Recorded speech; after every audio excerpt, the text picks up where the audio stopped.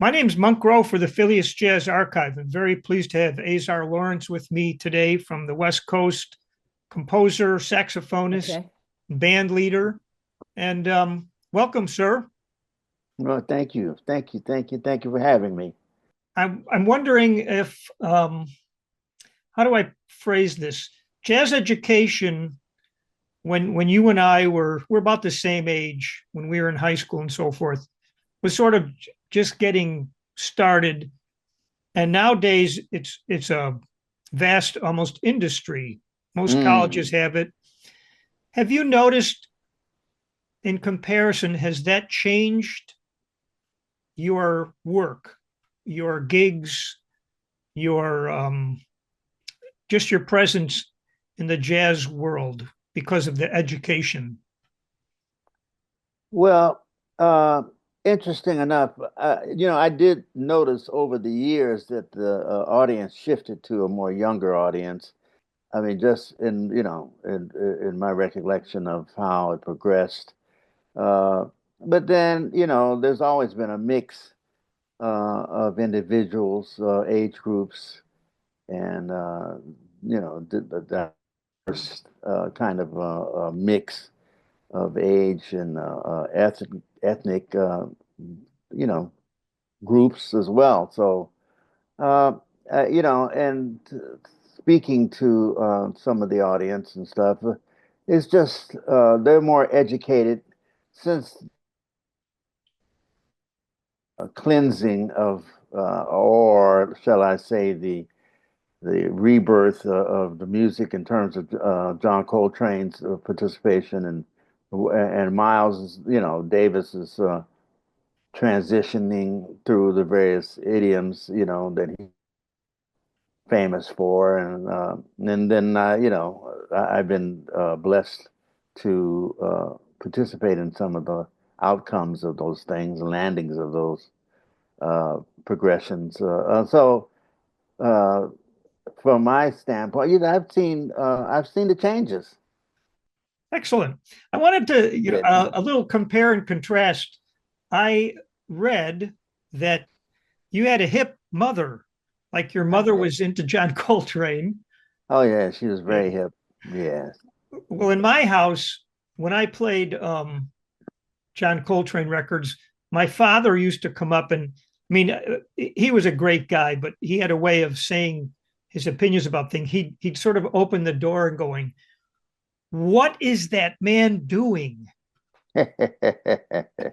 A lot of people were scratching their heads and wondering, Yeah, you I, know. um, an interviewer is not supposed to talk about their own experiences, but I'll get this out of the way. When I was in high school, I was getting into jazz, playing the saxophone, Oh. and I've been listening to mostly Paul Desmond, starting to Hmm. get into Cannonball. And then a friend told me, well, you should start listening to John Coltrane. So I went to the record store and I did one of those pick the album by the look of its cover. And Oh, I bought Ohm. oh Lord. That was quite an introduction, wasn't Yes, it was. it? No wonder your father was we heard those things. Yeah. When did you first hear Mr. Coltrane? Well, you know, and not to exclude my father's hipness, because he was the facilitator of many things in terms of, hey, Daddy, I want to play the saxophone instead, because I was a violinist initially, and a vocalist, and as my voice dropped, I didn't continue to push through that, and but it did carry over into me wanting to get a deeper sounding instrument. And so I considered viola and I considered a cello. Then I started thinking, well, I was already having being ridiculed, but I didn't want to go with the awkward and heavy instrument like the cello. But we were fortunate. I came up in an area called Baldwin Hills, which was predominantly other than blacks, but like that. And So we had a swimming pool, and it was a very high uppity type of area. And my father's friend used to come by on the weekend sometimes and lay out by the pool and play his flute. Then one day he came by and played. I brought his alto saxophone. When I heard that, I was like, "Oh, Daddy, that's what I need." And so he said, well, "Let's go get one." So yeah, later on, I found out that, of course, we got a Selmer, and asking around what should I get, and we got the Selmer, and I found out the price that we paid. I could have got a regular Selmer and gone to New York and stayed a week and enjoyed everything all for that price that we paid. But but so that was how I got introduced into the alto, and through my mother's participation, she used to play the jazz station, uh, KABC, which was the hip station, and uh, you know, they've had. I remember my favorite things. John Coltrane was playing during that time. When I became conscious enough to change the station to more of an R&B station when she got out of the car and went inside the bank or something. They had to turn it back to the jazz station when she got back in. But Were you so attracted at all to the like some of the '60s R&B would have King Curtis and Sam the Man Taylor, those tenor solos? Was that part of in your consciousness as well? yeah, I certainly was taking it all in, being the sponge type, approach that I had to seeking various truths. And it seemed to be my MO. I was curious, and those sounds, the King Curtis and all of those type of things, and the R&B. I guess because of my brother's relentless approach. Every time my mother if we were riding together, she got out in the car, he turned it to the R&B station. So I was inundated with R&B, and then of course just my peer group. But my mother was always had the jazz on, and during that time, like I said, McCoy, Freddie Hubbard, all the cats, and John Coltrane, and I definitely remember that my favorite things was a big hit, so that was on the air all the time. Did your But parents have an opinion about your eventual path towards becoming a professional musician? And was there a moment where you decided that's what you wanted to do? well, my mother's dream was to have one of her kids was going to be a musician. And so, yeah, my brother was, rest in peace, was a gifted artist, and he did the album covers for my first two albums, Bridge into the New Age and Summer Solstice. That's his artwork. Yeah, I have a quote from you where you stated, throughout the universe, every atom everywhere produces tones, whether we can hear it or not. And I thought that was very interesting to think about when you're composing. I wonder if you need to sit in silence and sort of get in tune with your own thoughts and connection to come up with melodies and themes. Everybody's got a heartbeat. Let's just start right there. And together, our body as a whole, with just starting with the heartbeat and all the different functions, and together produce a tone. And so those tones, together with the tones of the others and beings, every being, inanimate objects have tones, emanate because of the way they vibrate. Everything's vibrating. So everything, the earth is vibrating. It has holistically, together with all those tones included, has a tone itself. And so therefore all the planets, all the entities in the universe that the universe is made up of is vibrating. So this is a big symphony. That's why, a lot of people have Symphony of Life. So this is a big, big orchestra. I like that. There's a big symphony. It's a big symphony. Yeah, Yeah. it is. All right. Speaking of tones, I'm going to see if I can. This is not a blindfold test, but Thank God, you because see, I'm not I good. know I would never ace those things. But Yeah. this is see if you recognize this tune. This sort of is tests my Hmm. transcription and singing. Ah. And then the bridge. That's one of my songs. That's one of your Uh, songs. So yeah. Live-it-a-da-da,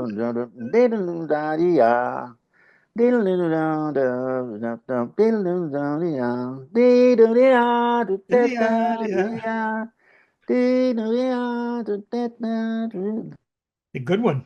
The uh, the title Mystic Journey, do your titles tend to come before, after the fact, or somewhere as you move along when your composition?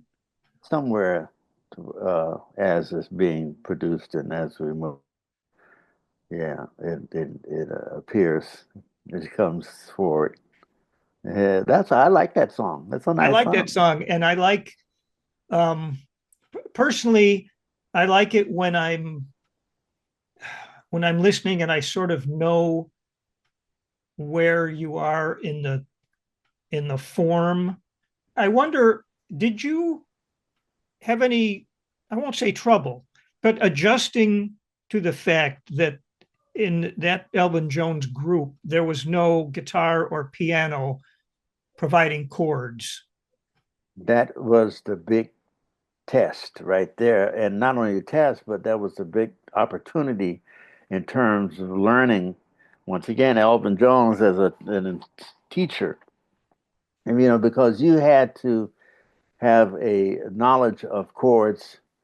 It was no, that's a crutch in one sense. When you take it away, you realize that it's not there. You have to know it yourself. You have to feel it. You have to hear it. You, I mean, because there's nobody playing them but you, and the bass is just playing the root. And then, of course, Elvin played so much music. He was like a whole orchestra. You could. Oh yeah. So I mean, that brings so many memories. And then I lived with him 2.5 years and played. Oh, And then from there went with McCoy for 5.5 years. I So, heard you with McCoy in New York City. I think it was the Village Vanguard. mm, And so it was during that tenure. And there were two things that I remember from that. First of all, thinking, wow, is Azar like feeling under pressure because he's sort of filled this John Coltrane gap?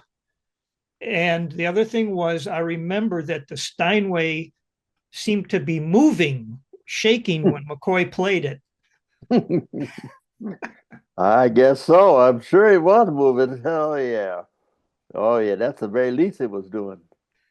It was shaking and moving. Oh yeah. I'm But surprised did it you didn't get up feel and like walk. did you feel that you were being touted as the next Coltrane, like Cannonball was, okay, here's the new bird. Yeah. And he didn't ask for that, but I'm just trying to speculate what kind of pressure you might have felt. No, it was similar, like you said, the Cannonball. Everybody was looking upon me, including McCoy and Elvin, as the new Coltrane. I mean, they even spoke about it, and people. But when it came down to it, McCoy just said that he said, "I just feel that you feel the same way about music as John did." So, Oh, that's a terrific way to put it. Um, yeah. just feeling about music. Um, Speaking of, you just said something that reminded me of something I wanted to share with you. Um, I was fortunate to have a conversation with Rashid Ali, and Mm, I asked a question because I was curious when the music changed, and I guess I probably used the word free jazz. hmm I was curious if he and the other musicians sort of talked about it and planned these new innovations. And this was his answer. hmm He said, "We outgrew the bebop era and wanted to start playing something different. We were hmm not the same people as those who lived in the bebop time. That's evolution. Music reflects the way you live. We wanted to play something different because we were living in a different time." mm. That's about it right there. So the time we're living in now, I'm leapfrogging. Hmm Do you feel that what is the place of jazz in 2026 in the society and the political situation and just the way things are presently? Well, that's a good point to bring up. Music also is a reflection of our living environment and what we're experiencing those conditions through our music. So, in my new album, just that to be just entitled "Turn the Music Up," uh, will reflect some of the transit. It'll be the transitional energies from a healing standpoint when it's released in April. Uh, you know, if I could put it in words, it seems like the music of our expression was that of a healing type of. When you get a chance to hear it, it's a healing type of energy in comparison to what it could have been, and what might come forward will be more of a breaking of the crystallized energies. All of this chaos and destruction right now, to me, seems like it's the breaking of certain old thought forms. We're going through a period of the destruction of the old paradigm, all those old thought forms. The music will start to reflect that, but then also there's the element of healing. And I think when you hear the Turn the Music Up album, it has a certain healing element to it. Uh, and the Train and Albert Idler and Ornette and started to, yes, get away from those old ideas and old themes and express the new themes, but a lot of the screeching and you know there's that he expressed. I asked him about it. He and I were very good friends, and I asked him. I said, "Man, that was some way out stuff you were doing." He said, "Well, you had to be creative." Was this I was Albert like, Eiler you were talking about? "No, I was talking about Pharaoh. So I had some more Pharaoh to." Sanders. Okay. Yeah, when I asked him, we were riding in my car, and I played one of his things where he was screeching and screaming through the horn. So I was asking him, I was like, man, that was some like, interesting feelings that you were expressing. And so he said, yeah, well, you had to be, you had to be expressive. You had to be creative was his word, Did you know. Can I ask you if you you used the word interesting feelings? Might you have been thinking to say those were angry feelings? And this is just my own particular thought, but some people who listened to that music felt like, wow, what are they so angry about? Did his music strike you that way at all? Well, I mean, if that person that starts to ask those questions just would reveal to themselves just some of the episodes black people have been going through for the last 500 years at the hands of those that call themselves oppressive, or all of those type of things, and still going through. So, I mean, that's something to be angry about. I mean, you know, Absolutely. But sometimes observers and listeners and critics um,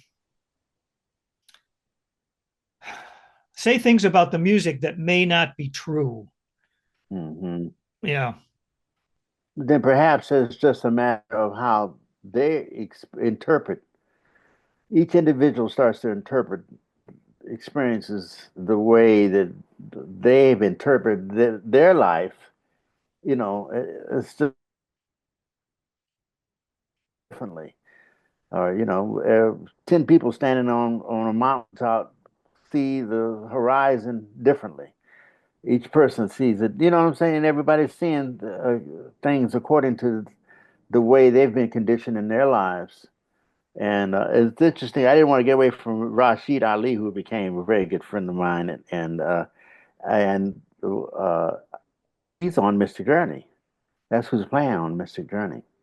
And I'm so grateful that that kind of completed a kind of so-called Coltrane thing. I never heard John Coltrane, but I had the blessing of play with everyone, including Alice. I played with Alice Coltrane one time out at the Lighthouse. I wanted to ask you about sort of wrap up here. When you're improvising, can you describe what is or is not going happening in your head as far as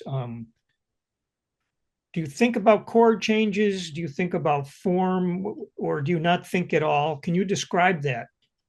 Well, it depends on how well you know the composition that you're playing, because otherwise you have to stay in tune with the form.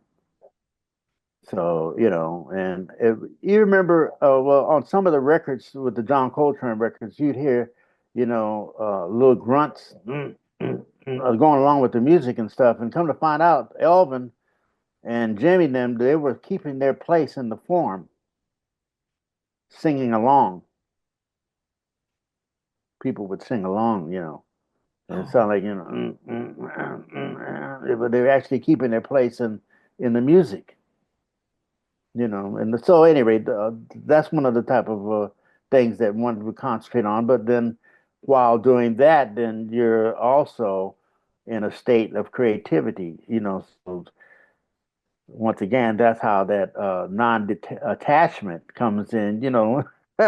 It's all these factors that are working, but you can't really be creative if you're just really focused on, the chord changes so much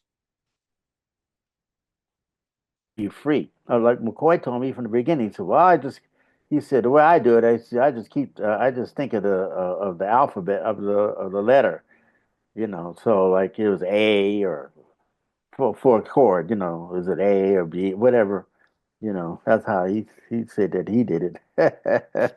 Everybody has a different approach to it. They get it done though. yeah. So, There's a lot of news currently that can um, inspire anger or melancholy, disgust. I wonder how you deal with those things. I'm speaking of, personally, but what makes you angry and how do you deal with it?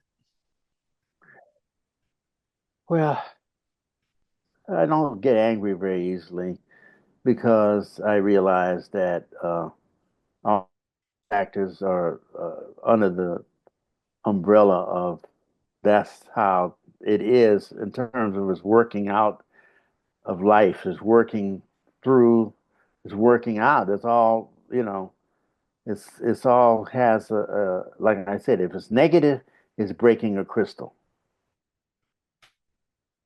old habit, breaking the crystal. But there's pain in that. There's painful sometimes to discard old ideas, and a lot of times, we see the negativity operating, and but then on the other side of that, the beautiful day, or the after the storm, there's the rain. After the rain, there's the beautiful day and stuff. Kind of thing. After the storm, kind of thing. We're in a stormy period right now, but Indeed. And you just gave me a flashback. I remember having a terrible day at college, and somehow I went to the music library and I listened to Coltrane's "After the Rain," oh and boy, it made it beautiful, right? clear. It cleared it up.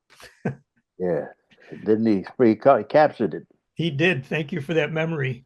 Yeah, the expression of that is so beautiful. Thank you for that memory. Yeah. Well, this has Yes. been a marvelous conversation. I want to thank you for your time and just ask you one last thing. Congratulations on your now being a cooker. And let me say this also.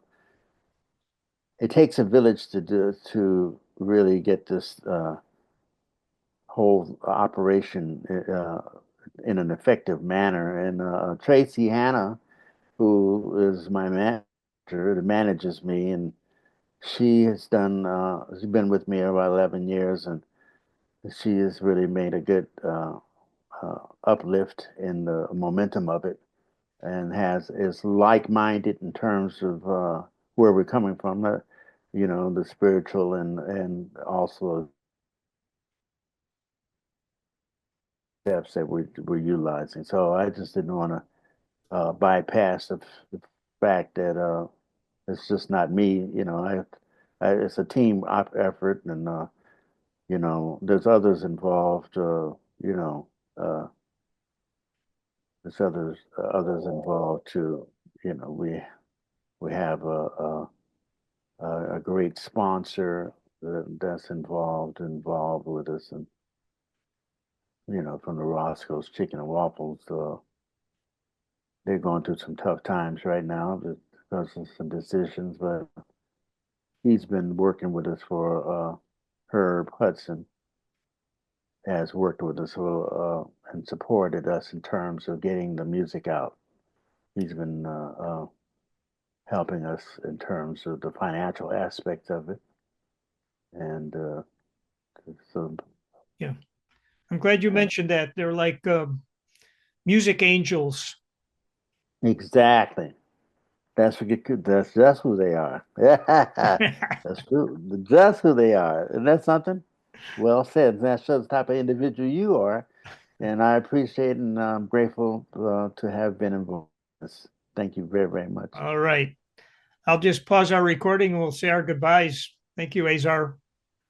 Thank you.